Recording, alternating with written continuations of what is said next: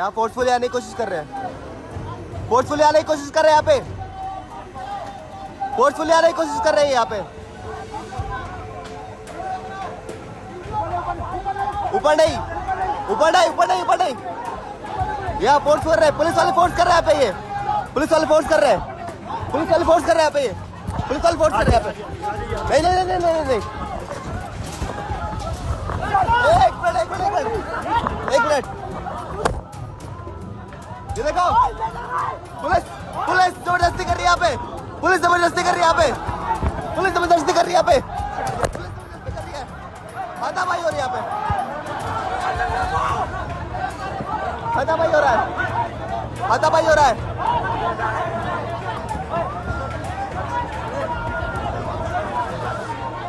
CJP के protest में हाथापाई हो रहा है सर, क्यों क्यों सीजेपी के प्रोटेस्ट में हाथापाई हो रहा है?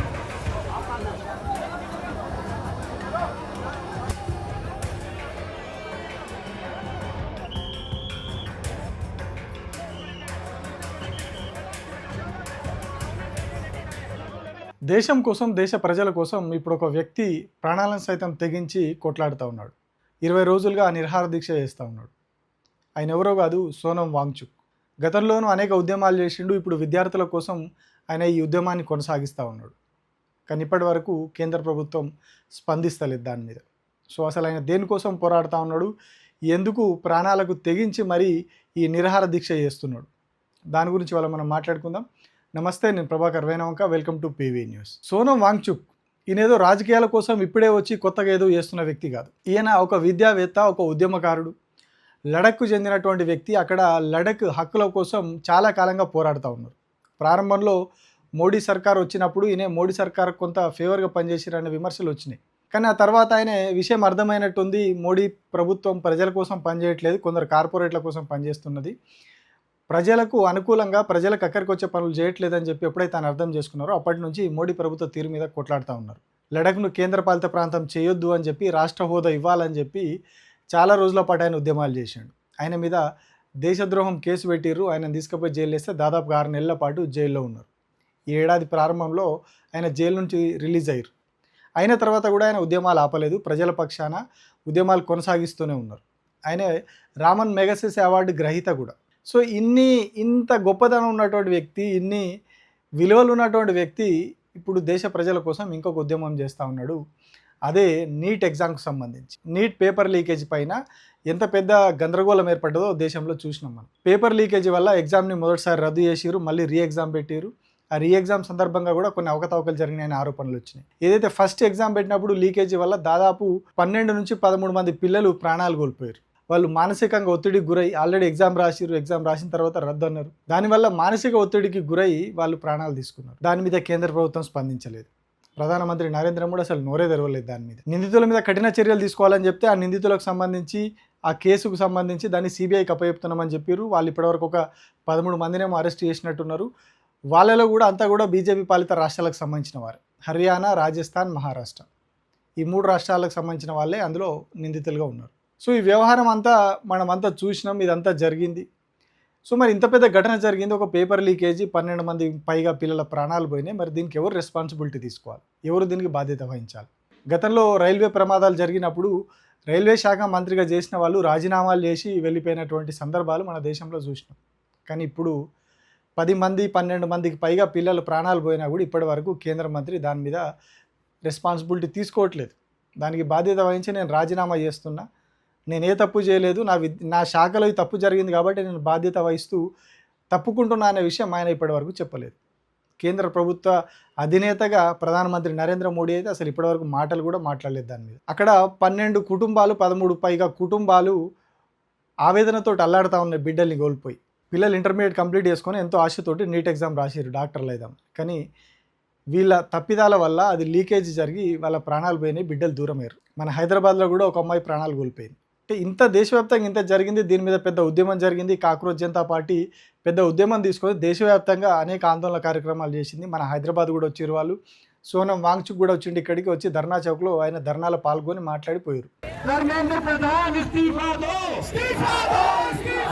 సో ఇంత దేశవ్యాప్తంగా ఉద్యమం జరిగినా కూడా ప్రభుత్వం దిగిరాలేదు, ప్రభుత్వం స్పందించలేదు, రెస్పాన్సిబిలిటీ తీసుకోలేదు. 12 మంది పిల్లల ప్రాణాల బలి కావడానికి కారణమైనటువంటి కేంద్ర ప్రభుత్వం దానికి రెస్పాన్సిబిలిటీ తీసుకోలేదు. అధికారులను సస్పెండ్ చేయడమా, అధికారుల మీద చర్యలు తీసుకోవడమా లేదు. లీకేజ్ ఎవరు చేసారో వాళ్ళ మీద కేసు పెట్టి వాళ్ళెవరు అరెస్ట్ చేస్తున్నారు తప్పితే ఎవరు అసలు అధికారులు ఎవరు, ప్రధానంగా దానికి చూడాల్సిన అధికారులు ఎవరు, కేంద్ర మంత్రులు ఎవరు, దానికి వాళ్ళని బాధ్యతలుగా చేసి బయట పంపించే ప్రయత్నాలు ఇప్పటివరకు చేయలేదు. సో అందుకని జూన్ 28 తారీఖు నాడు సోనం వాంగ్చుక్ దీక్ష స్టార్ట్ చేశాడు. ఇప్పటికి కూడా కొనసాగిస్తూ ఉన్నాడు. ఇక మీదట కూడా కొనసాగిస్తానే చెప్తున్నాడు. ఆయన ఎక్కడ కూడా వెనక్కి తగ్గట్లేదు. ఇప్పటికే ఆయన దాదాపు 9 కిలోలకు పైగా వెయిట్ తగ్గిపోయారు. బాడీలో అన్ని పారామీటర్స్ అన్నీ తగ్గిపోయినాయని చెప్పి డాక్టర్లు చెప్తా ఉన్నారు. ప్రాణాలకు ప్రమాదం అని చెప్తా ఉన్నారు. అవయవాలన్నీ కూడా ఫెయిల్ అయిపోతే ఇట్లా ఉంటాయని కూడా వాళ్ళు చెప్తున్నారు. అయినా కూడా ఆయన లేదు, నేను వెనక్కి తగ్గను, అయితే కేంద్ర ప్రభుత్వం దిగి రావడమా నేను చనిపోవడమా ఏదో ఒకటి జరగాలన్న ఆ ఎజెండా తోటి ఆయన ముందుకు పోతున్నాడు.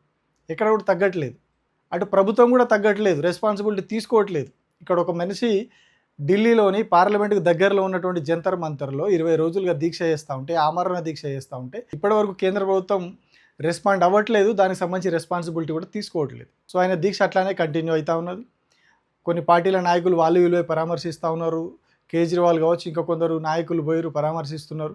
आज 2026 है, मैं इन लोगों को कहना चाहता हूं, युवाओं की बात सुन लो, कॉकरोच आंदोलन की बात सुन लो, सोनम वांगचुक की बात सुन लो, नहीं तो आज से 3 साल बाद आपका भी वही हश्र होगा जो 2014 में इनका हुआ था.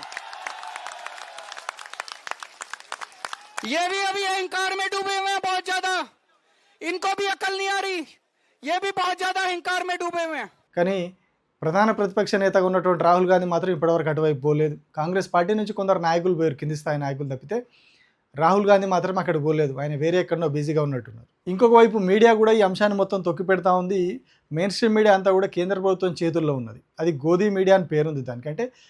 మోడీ సంఖలో కూర్చొని ఉన్నది కాబట్టి, మోడీ గోధుమే ఉన్నది కాబట్టి అది గోధీ మీడియా అయిపోయింది. ఆ గోధీ మీడియా చూపించట్లేదు, దీన్ని అంత హైలైట్ చేయట్లేదు. కేవలం సోషల్ మీడియా ద్వారానే ఇదంతా కూడా ప్రజల్లోకి వెళ్తూ ఉన్నది. అయినా కూడా మెయిన్ స్ట్రీమ్ మీడియా చూపించట్లేదు అని ఆయన నిరుత్సాహపడట్లేదు.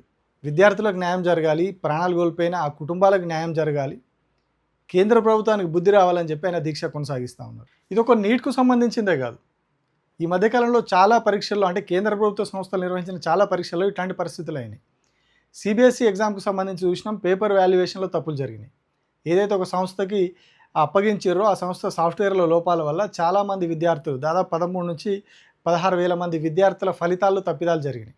అంటే ఆ పేపర్ కరెక్షన్ని సరిగా చేయకపోవడం వల్ల వాటిని మళ్ళీ మాన్యువల్గా కరెక్షన్ చేయాల్సి వచ్చింది. సో దీని మీద కూడా ప్రభుత్వం రెస్పాన్సిబిలిటీ తీసుకోలేదు, కేంద్ర ప్రభుత్వం. అంటే ప్రభుత్వం ఎంత నిర్లక్ష్యంగా వ్యవహరిస్తూ ఉన్నది, కేంద్ర ప్రభుత్వం ఎంత ఉద్యమాలు జరిగినా, ఎన్ని డిమాండ్లు వచ్చినా ఎట్లా వెనక్కి తగ్గకుండా తప్పు చేసినా సరే అట్లనే మేము చేసింది కరెక్టే అని ఎట్లా నిలబడతా ఉన్నారు అనడానికి ఇది ఒక ఉదాహరణ. సో ఇట్లాంటి అన్ని అంశాలను తీసుకొని ఆయన అటు నీట్ ఎగ్జామ్, ఇటు సిబిఎస్ఈ, ఇంకా చాలా పరీక్షలకు సంబంధించి ఏవైతే అవకతవకలు జరిగినాయో వాటన్నిటి మీద కేంద్ర ప్రభుత్వం కఠిన చర్యలు తీసుకోవాలి. అట్లాగే వాటికి రెస్పాన్సిబిలిటీ తీసుకోవాలి. జరిగిన తప్పులకి కేంద్ర ప్రభుత్వం రెస్పాన్సిబిలిటీ తీసుకోవాలి. బాధిత కుటుంబాలకి నష్టపరిహారం ఇవ్వాలి, వాళ్ళ కుటుంబాలను ప్రభుత్వం ఆదుకోవాలి. ఈ ప్రధాన డిమాండ్లతోటి ఆయన దీక్ష చేస్తున్నారు. వేరే ఎజెండా ఏం లేదు ఆయనది. గతంలో లడఖ్ కోసం చేసిరు, ఇప్పుడు కేవలం విద్యార్థుల కోసం చేస్తూ ఉన్నారు, దేశంలో ఉన్నటువంటి విద్యార్థుల కోసం. కానీ కేంద్ర ప్రభుత్వం నో రెస్పాన్స్ ఇప్పటివరకు. ఆయన అట్లనే దీక్ష కొనసాగిస్తే పార్లమెంట్ సమావేశాల్లో గందరగోళం అవుతుంది కాబట్టి ఆ లోపు దీక్ష భగ్నం చేసి ఆయన అరెస్ట్ చేసి మళ్ళీ జైలుకు పంపిస్తారా? ఎందుకంటే నియంతృత్వ పోకడ అనేది మనకు క్లియర్గా కనిపిస్తూ ఉన్నది కేంద్ర ప్రభుత్వంలో. తల వంచట్లేదు, తగ్గట్లేదు ఇక్కడ అంటే నియంతృత్వ పోకడే అది. సో ఈయన చేస్తున్నటువంటి పోరాటాన్ని కేంద్ర ప్రభుత్వం అణిచివేసే ఉద్దేశంతో ప్లాన్ చేస్తూ ఉన్నది, అణిచివేయాలని చూస్తున్నది, తప్పుడు ప్రచారాలు చేయాలని చూస్తున్నది తప్పితే సమస్యకు పరిష్కారం చూపట్లేదు. ఆయన దీక్ష ప్రారంభించిన కొత్తలోనే సోషల్ మీడియాలో బాగా ప్రచారం చేసింది బీజేపీ సోషల్ మీడియా. ఆయన దీక్ష చేస్తున్న వ్యక్తి ఆహారం నీళ్లు తీసుకోవట్లేదు కదా, టాయిలెట్కి ఎందుకు వెళ్తూ ఉన్నారని చెప్పి క్వశ్చన్ రేజ్ చేసిరు. కొన్ని వీడియోలు తీసి సోషల్ మీడియాలో తిప్పారు. ఇప్పటికి కూడా అట్లాంటి ప్రచారాలు చాలా జరుగుతూ ఉన్నాయి. కానీ సమస్య పరిష్కారం దిశగా మాత్రం వాళ్ళు ఆలోచిస్తలేరు. కానీ ఆయన మాత్రం నిబద్ధతతోని విద్యార్థుల కోసం, ఆ ప్రాణాలు కోల్పోయిన విద్యార్థుల కుటుంబాల పక్షాన వాళ్ళకు న్యాయం జరగాలని ఈయన ప్రాణాలకు తెగించి పోరాడుతూ ఉన్నాడు. సో చూద్దాం మరి ప్రభుత్వం ఇప్పటికైనా స్పందించదా, ఇంకా అట్లనే నిద్ర నటించుకుంటూ ఉంటుందా, దొంగలను కాపాడుకుంటూ పక్కన పెట్టుకొని అట్లనే ఊరవుతుందో చూద్దాం. ఈ విషయాలన్నీ కూడా ప్రజలు తెలుసుకోవాలి. కేంద్ర ప్రభుత్వం ఎట్లాంటి తప్పిదాలు చేస్తూ ఉన్నది, ఎట్లా మన పిల్లలు ఇబ్బంది పడుతూ ఉన్నారు, నీట్ ఎగ్జామ్, సిబిఎస్ఈ ఎగ్జామ్ ఇవన్నీ కూడా ఎట్లా ఇప్పుడు ఒకసారి జరిగింది అయిపోయింది అని అనుకోదు. గతంలో కూడా చాలాసార్లు లీకేజీలు జరిగినాయి. ఈ 12 ఏళ్ల కాలంలో చాలాసార్లు పేపర్ లీకేజీలు జరిగినాయి. ఇంకా నీట్ ఎగ్జామ్ కూడా గతంలో పేపర్ లీకేజ్ జరిగింది. సో ఇట్లా పేపర్ లీక్ అవ్వడం, రీ ఎగ్జామ్ పెట్టడం, మళ్ళీ విద్యార్థులు ప్రెషర్కు గురవ్వడం, ఆ ప్రెషర్లో ప్రాణాలు తీసుకోవడం ఇట్లాంటివన్నీ రెగ్యులర్గా జరుగుతూ ఉన్నాయి. సో వీటికి ఫుల్ స్టాప్ పడాలి, ఇంకొకసారి పిల్లల ప్రాణాలు పోవద్దు, వాళ్ళని కాపాడుకోవాలి మనం అంటే ఖచ్చితంగా కేంద్ర ప్రభుత్వం మీద ఒత్తిడి తీసుకురావాలి. కేంద్ర ప్రభుత్వం ఒక కఠిన నిర్ణయం తీసుకునే దిశగా పోరాటం ఉండాలి. సో ఆ పోరాటాన్ని సోనం వాంగ్చుక్ ప్రారంభించారు, కొనసాగిస్తూ ఉన్నారు. ఆయన పోరాటానికి దేశమంతా కూడా, దేశంలో చదువుకునే పిల్లల తల్లిదండ్రులందరూ కూడా మద్దతుగా నిలవాలి. అప్పుడే కేంద్ర ప్రభుత్వం తల ఉంచుతుంది, దిగొస్తుంది. లేకుంటే ఇప్పుడు ఎట్లా అయితే తలబిరిస్తనంతో పోతా ఉన్నదో అట్లనే పోతుంది. సో రేపటి రోజున ఆ లిస్టులోకి మన పిల్లలు కూడా రావచ్చు, మన పిల్లలు కూడా ఆ ఇబ్బందులు ఎదుర్కోవచ్చు. ఇప్పుడే దానికి ఫుల్ స్టాప్ పెడితే ఫ్యూచర్లో ఇట్లాంటి సమస్యలు మళ్ళీ రిపీట్ కాకుండా ఉంటాయి. సో ప్రతి ఒక్కరు ఆలోచించండి, ప్రతి ఒక్కరు సోనం వాంగ్చుక్ చేస్తున్నటువంటి ఈ దీక్షకు మద్దతుగా నిలవండి. Thank you.